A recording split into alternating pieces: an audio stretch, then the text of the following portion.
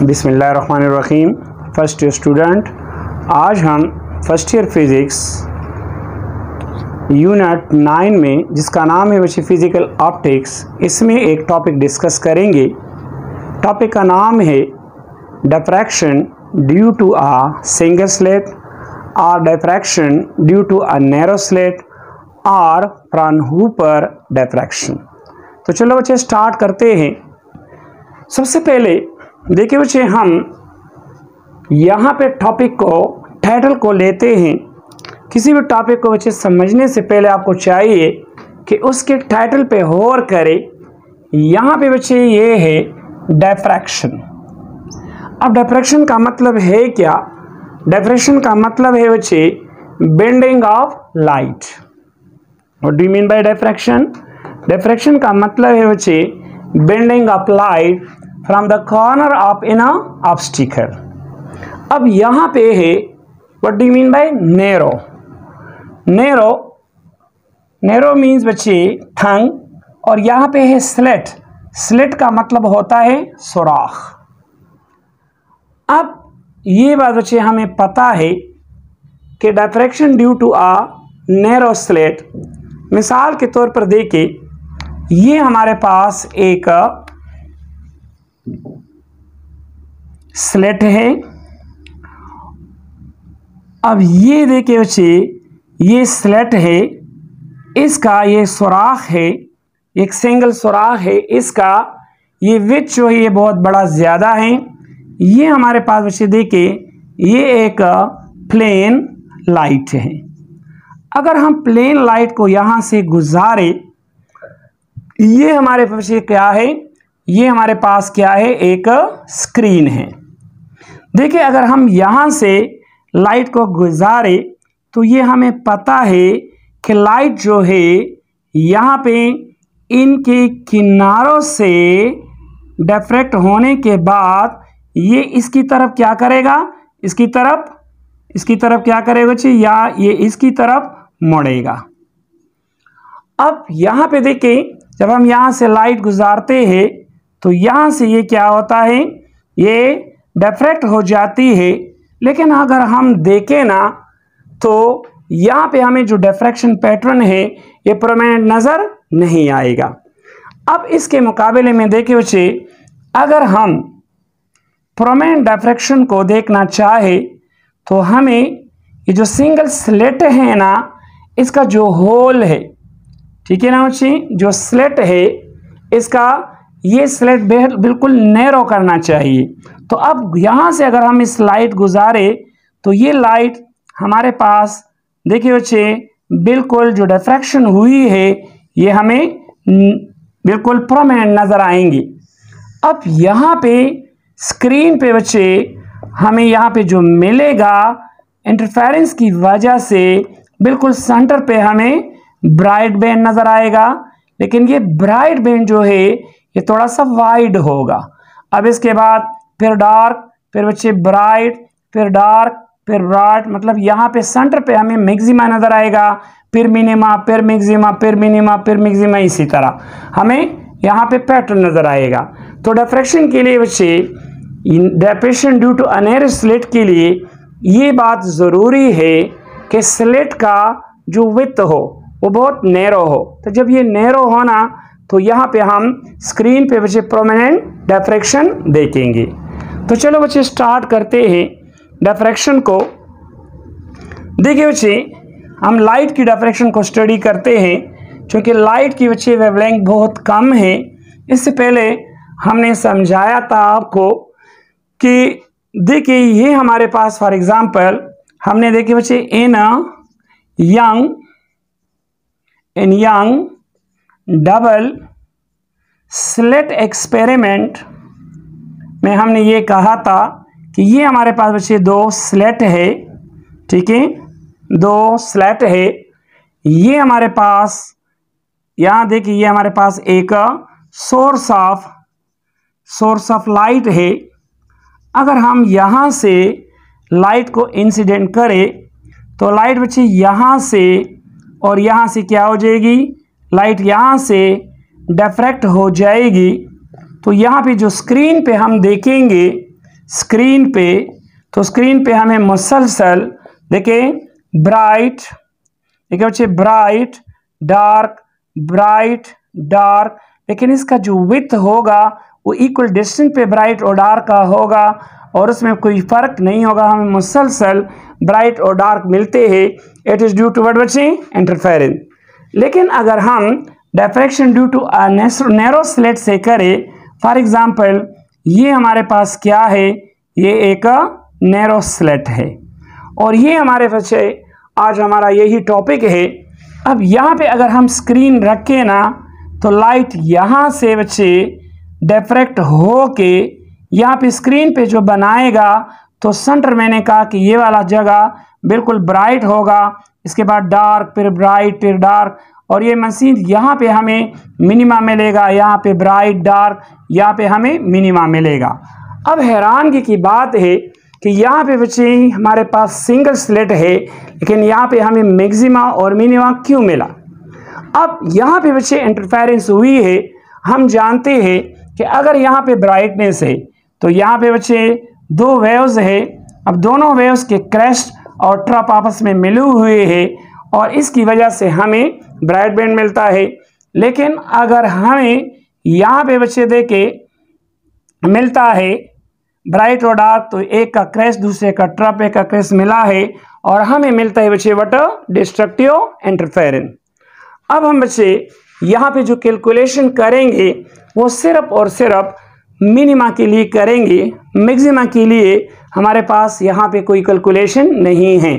तो यहाँ पे डिफ्रैक्शन को हम इस तरह डिफाइन कर सकते हैं बच्चे कि the diffraction of light produced by a narrow slit when plane light waves are incident normally on the slit and light waves emerging from the slit are also plane is called Fraunhofer diffraction। अब बच्चे हम calculation करते हैं for minima. सो चलो बच्चे हम start करते हैं यहाँ पे। अब कैलकुलेशन फॉर मिनिमा, मैक्सिमा के लिए हम यहाँ पे कोई कैलकुलेशन नहीं करेंगे। तो देखिए बच्चे कैलकुलेशन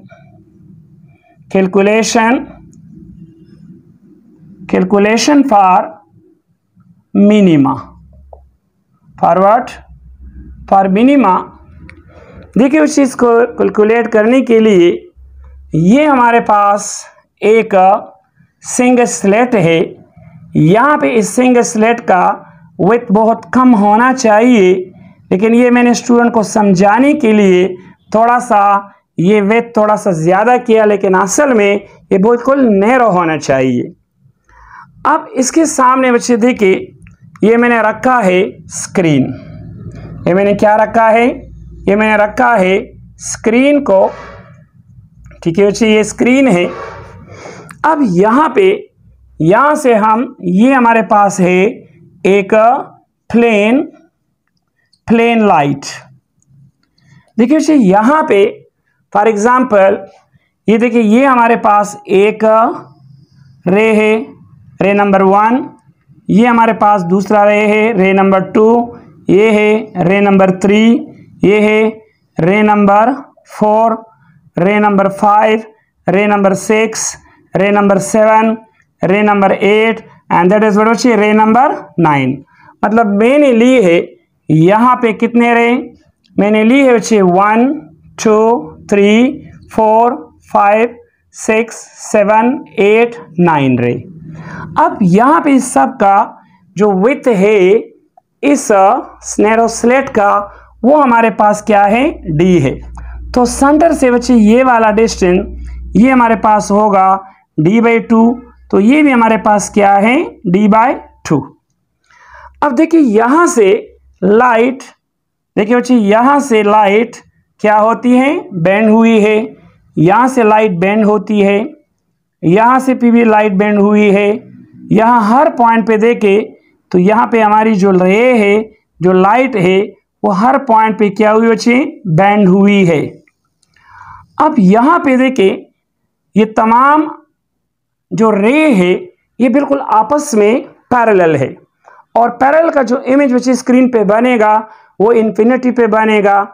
तो हमारे पास इतना बड़ी जगह होगी नहीं कि हम इतने फासले पे स्क्रीन को रख के, तो स्क्रीन को मैंने डिस्टर्ब नहीं करना है और मैं चाहता हूं कि स्क्रीन पे करीब पे रखूं और मैं वहां पे इमेज हासिल करना चाहूं।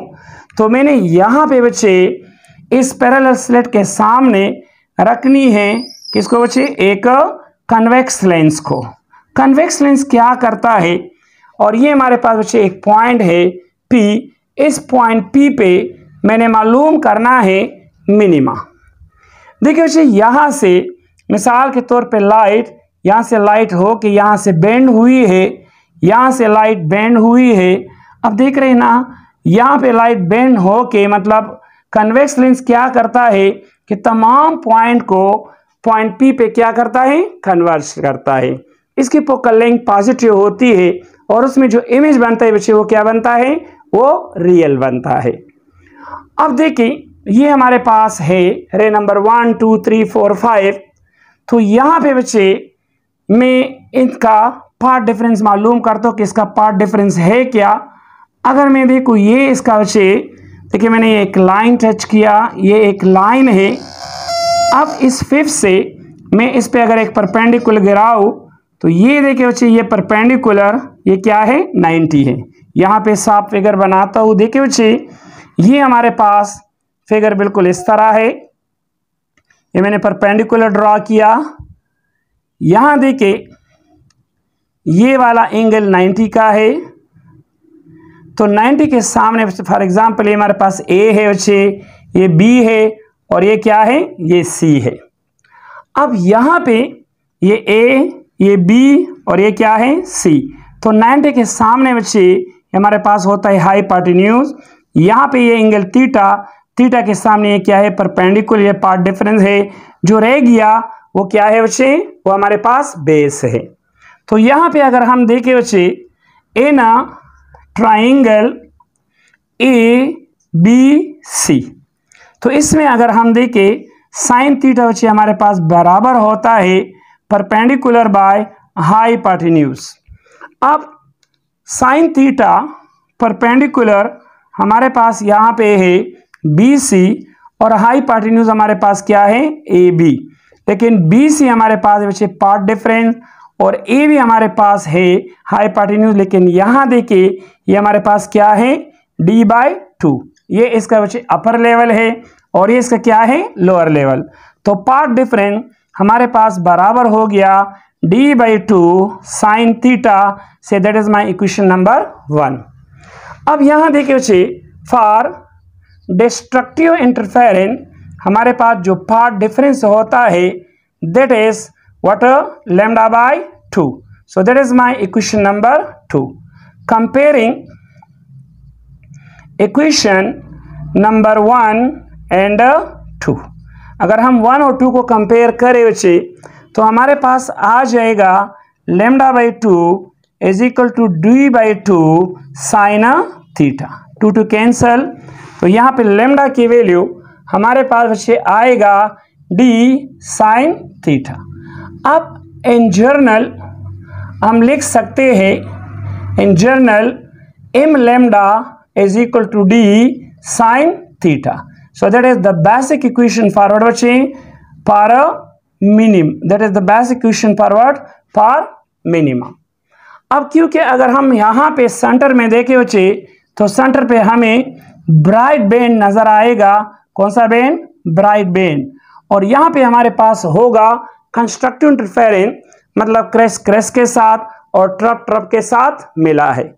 अब क्वेश्चन ये है कि यहाँ पे तो हम दो वेव्स से हम साबित कर सकते हैं कि एक का ट्रप दूसरे का क्रेस मिलता है और हमें मिलता है कंस्ट्रक्टिव, और एक का क्रस क्रस मिलता है, हमें मिलता है कंस्ट्रक्टिव। एक का ट्रप, एक का क्रेस हमें मिलता है डिस्ट्रक्टिव। लेकिन 7 9 वेव्स को हम किस तरह कंपेयर करें कि हमें कंस्ट्रक्टिव और डिस्ट्रक्टिव इंटरफेरेंस मिले।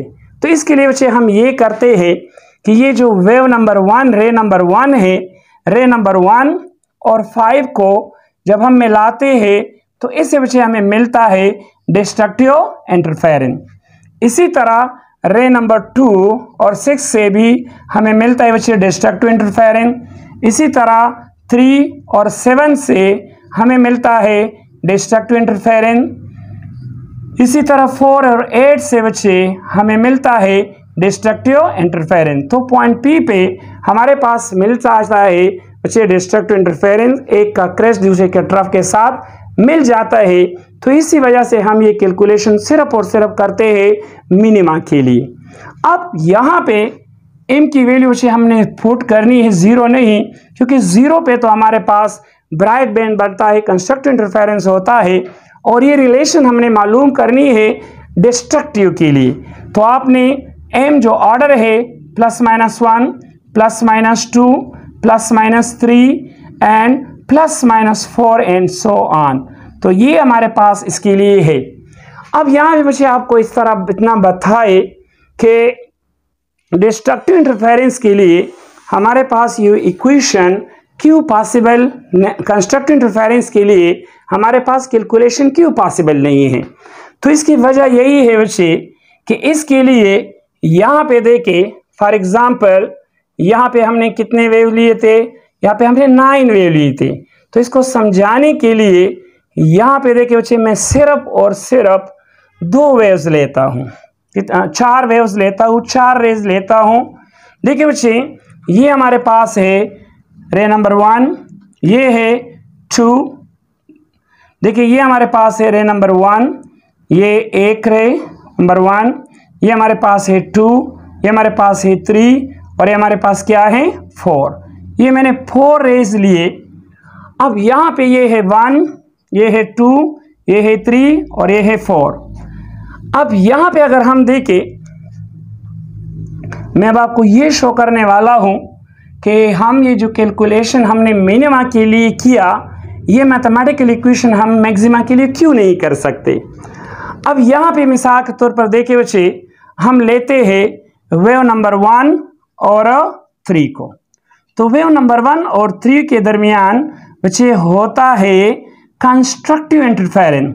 तो देखें ना, यहाँ पे बच्चे हमारे पास फॉर एग्जांपल एक वेव यहाँ से आ रही है, ठीक है, और यहाँ से देखिए 1 से भी एक वेव, 1 से भी बच्चे देखे एक वेव आ रही है।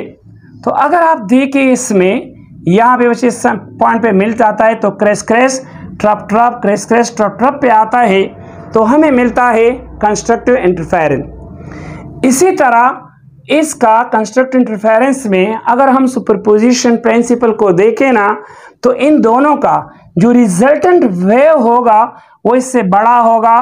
फॉर एग्जांपल ये जो वेव है इसका ये वेव इन 1 और 2 से जो है ये बड़ा होगा।